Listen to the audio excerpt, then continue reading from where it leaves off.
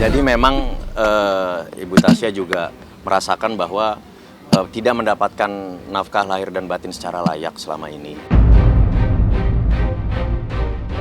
Bu Tasya ini kan dalam keadaan tekanan batin yang luar biasa.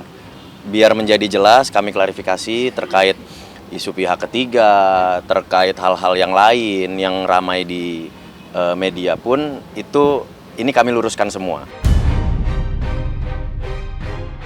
Sebelum gue tidur, terus gue malamnya gue mimpi. Gue mimpi dia selingkuhan Ahmad, tau gak sih? Gue mimpi suami gue selingkuh sama lo.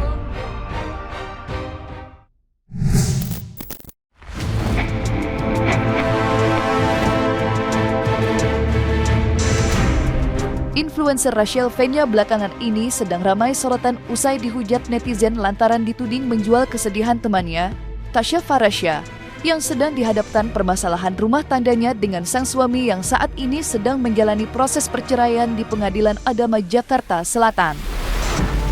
Rachel yang merupakan sahabat dekat Tasya Farasya tanpa basa-basi mengunggah momen selebgram kecantikan itu sedang menangis melalui Instastory pribadinya. Dari kejadian itulah netizen ramai-ramai menghujat Rachel yang dianggap tidak simpatik dan justru memanfaatkannya untuk kepentingan pribadi di media sosial alias pansos. Sejumlah komentar pedas bahkan menyebutnya tak pantas dilakukan seorang teman pun ramai menghiasi kolom komentarnya. Jujur biarpun teman, tapi kalau aku lagi terpuruk gini, aku gak mau divideoin gini apalagi dibuat konten langganan, tulis salah seorang netizen.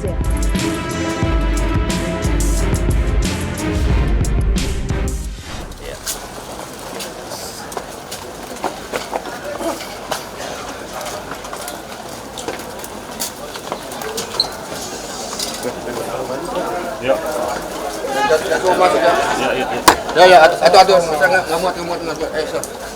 Kasih jalan.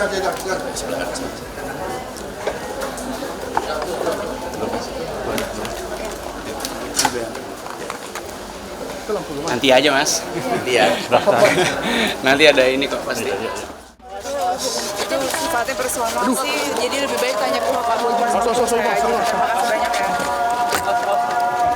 Batu. Awas batu, ada.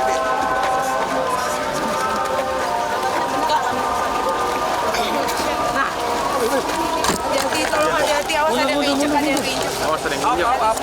Tapi ada sedang terapi, bener kata semangat ya. Terima kasih semuanya ya.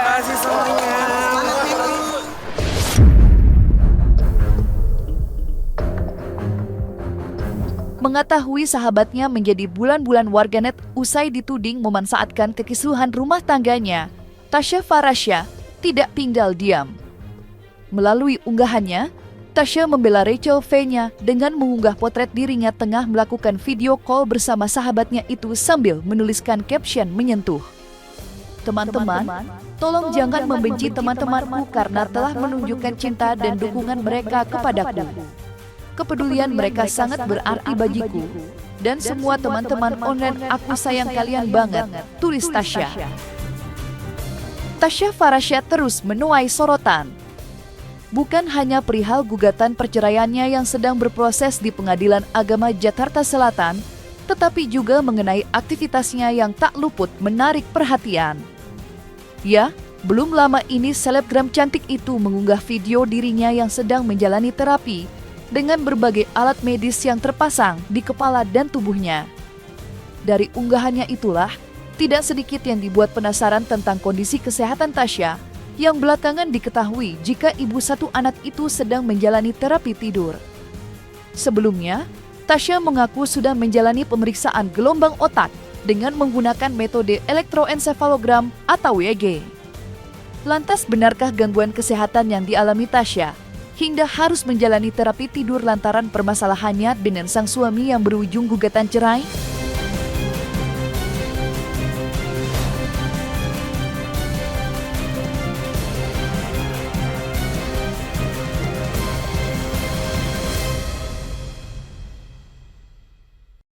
Jadi tadi saya jelaskan di gelombang otak kita itu ada sekitar 5 gelombang utama.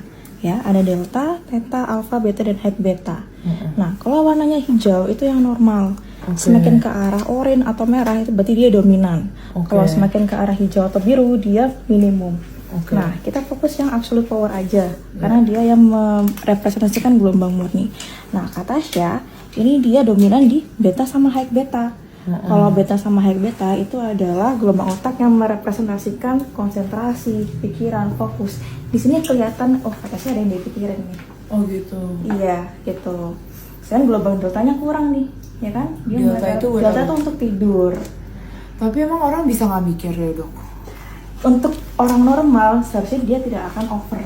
Oh gitu. Iya. Kalau misalnya orang yang overthinking atau punya kecemasan itu dia gelombang otaknya bisa merekam.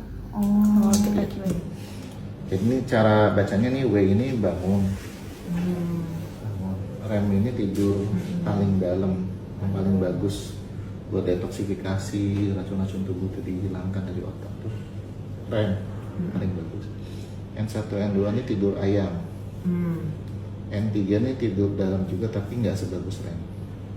Ini remnya cuma 2 dok? Remnya cuma seuprit. Jadi udah pakai obat ya segitu banyak ya, tapi ya nggak apa-apa. Jadi kita tahu memang sebegitu, jadi makanya masih kurang juga ya. Terus ini tidur ayam semua dok? Ayam. Bisa buka pengarang. Ini juga intinya seperti kalau kita bikin persentase.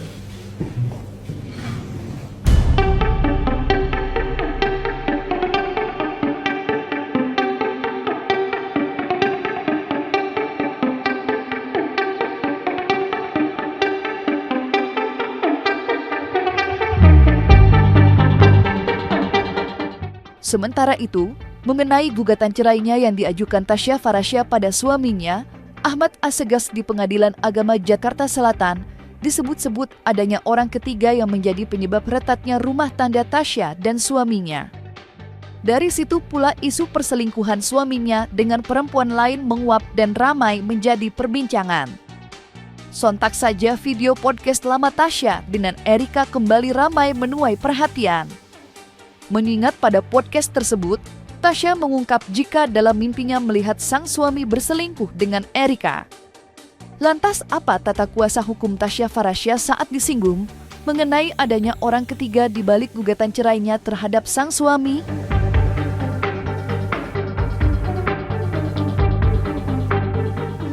Terus gue malamnya gue mimpi dia selingkuhan Ahmad, tau gak sih? Dan sekarang aku bersama selingkuhan suami aku. Siapa namanya? Ahmad. Iya. Tapi itu mimpi bener-bener kayak real banget. Masalah orang ketiga tidak kami ajukan di sini, tidak kami taruh dalam dalil gugatan karena kami sendiri tidak megang bukti ya, bukti-bukti yang konkret. Jadi kalau memang itu ada di luar sana, berita itu di luar sana, mungkin teman-teman secara langsung melihat ya itu silakan kalian-kalian lah, mungkin teman-teman yang bisa menilai sendiri. Cuma dari kami fokus terhadap rasa kepercayaan itu aja. Iya. Bu Tasya ini kan dalam keadaan tekanan batin yang luar biasa. Biar menjadi jelas, kami klarifikasi terkait isu pihak ketiga, terkait hal-hal yang lain yang ramai di media pun ini kami luruskan semua. Terkait pihak ketiga tidak ada menjadi dasar gugatan kami. Kami fokus terhadap perceraiannya dan hak asuh anak. Ibu Tasya juga merasakan bahwa tidak mendapatkan nafkah lahir dan batin secara layak selama ini.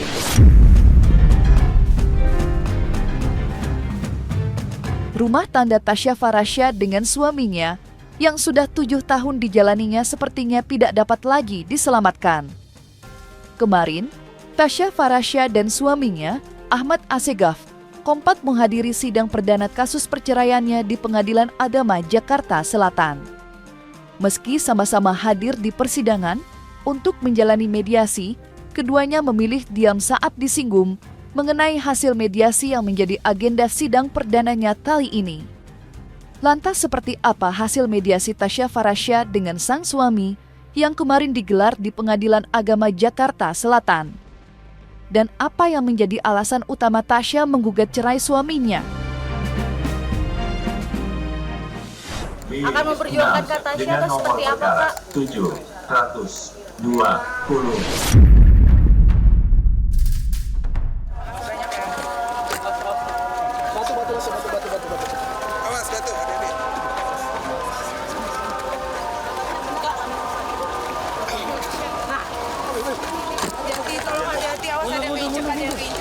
Tapi ada sedang terapi bener kata semangat semuanya. Makasih semuanya ya. Makasih semuanya. Jadi gugatan ini diajukan oleh klien kami, Ibu Tasya, itu karena masalah kepercayaan. Kalian sudah tahu ada banyak berita beredar di luar sana. Masalahnya apa? Di sini mungkin saya akan luruskan. Yang menjadi titik berat adalah adanya dugaan. Ini dugaan, tapi kami telah ada data-datanya pada kami juga, telah kami pelajari semua. Adanya dugaan penggelapan dalam perusahaan. Untuk nominal cukup besar ya, cukup fantastis juga. Cuma tolong teman-teman ini bisa ditekankan, bisa diresapi lah. Ini bagi klien kami bukan masalah angka. Mau nilainya miliaran rupiah, mau nilainya puluhan miliar rupiah, mau nilainya belasan juta rupiah atau 1 juta rupiah pun, ini adalah rasa kekecewaan yang telah dirasakan oleh klien kami, Ibu Tasya, atas kepercayaan telah diberikan, namun dihianati begitu saja. Sehingga gugatan ini kami ajukan. Tapi perlu digarisbawahi juga, sebetulnya sebelumnya ini Ibu Tasya sejak tanggal 10 September, sebelum gugatan ini kami ajukan, telah bercerai secara agama. Ya, telah ditalak. Sudah ditalak oleh tergugat, mantan suaminya. Sehingga secara agama sebetulnya Ibu Tasya sudah tidak sebagai istrinya lagi, bukan suami istri lagi, mereka berdua.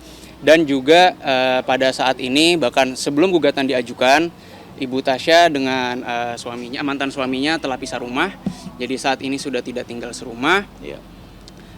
Lalu selanjutnya masalah nafkah sih sebetulnya ini bukan kalau dari Ibu Tasya sendiri bukan masalah karena ia tidak dinafkahi, tapi kembali lagi titik beratnya dalam masalah kepercayaan, sehingga ya inilah kita sekarang bergulir di sini, proses masih berjalan. Mohon support teman-teman semua. Untuk teknisnya ada beberapa hal yang bisa disampaikan oleh rekan saya. Jadi memang Ibu Tasya juga merasakan bahwa tidak mendapatkan nafkah lahir dan batin secara layak selama ini. Untuk hak asuh anak tadi sebetulnya, maka tadi saya bilang dalam mediasi ini adalah sepakat sebagian. Sepakat sebagian dalam artian ada yang disepakati di dalam tadi. Hak asuh anak ini sudah disepakati jatuh kepada klien kami, Ibu Tasya. Jadi tidak dipermasalahkan nantinya, karena juga sebetulnya gugatan yang kami ajukan ini sifatnya tuh lebih kepada untuk perceraiannya. Kami tidak ada minta harta gono gini. Terus hak asuh anak juga karena sudah dipenuhi, jadi kita ke depannya akan fokus masalah pembuktian.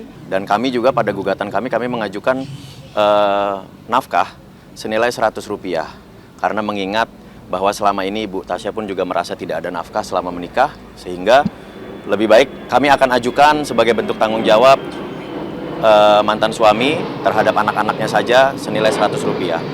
Kalau Rp100 ini pun juga tidak dapat dipenuhi, ya kami juga bingung bagaimana tanggung jawabnya.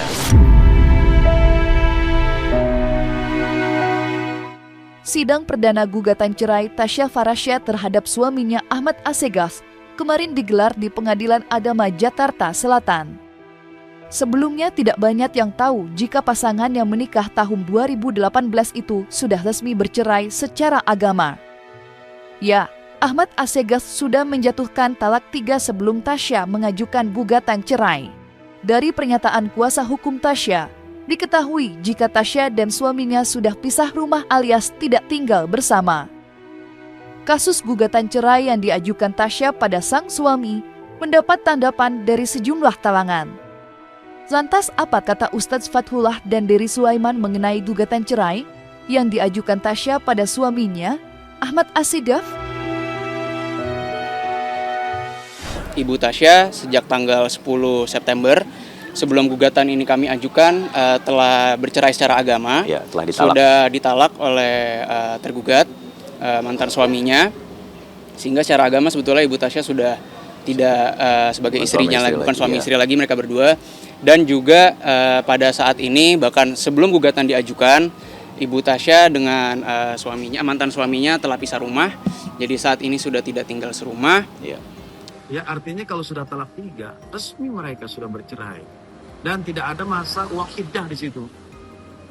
Masa ada uang iddah tuh 13 bulan 14 hari.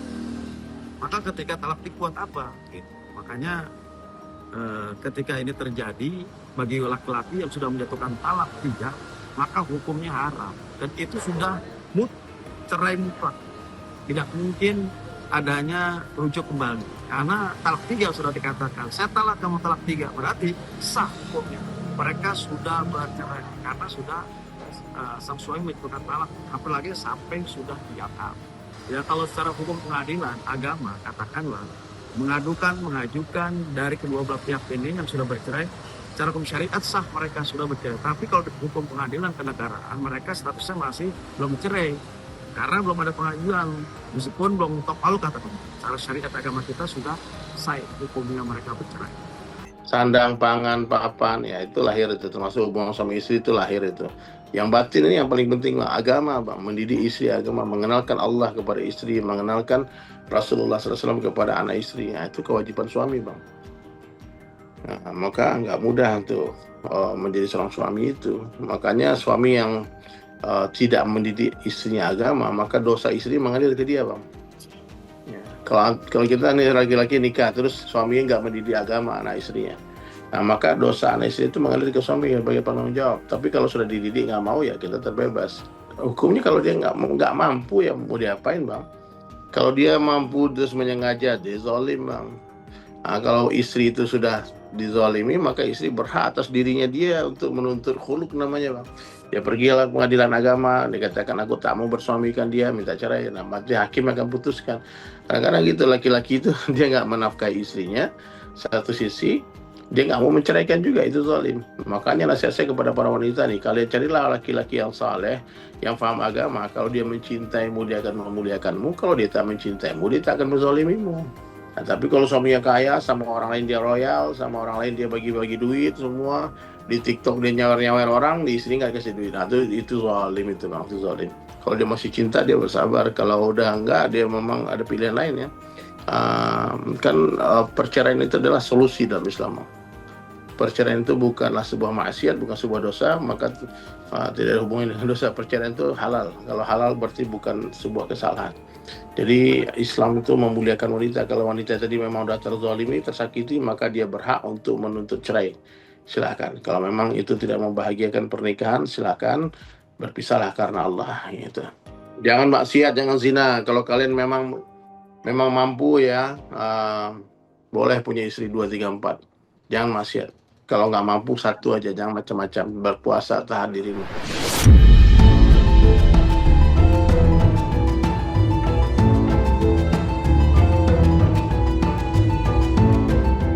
Nah, selesai sudah Cumi Lovers. Saksikan terus Cumi Kem In-Depth, kabar lengkap, mendalam, dan akurat dari narasumber terpercaya.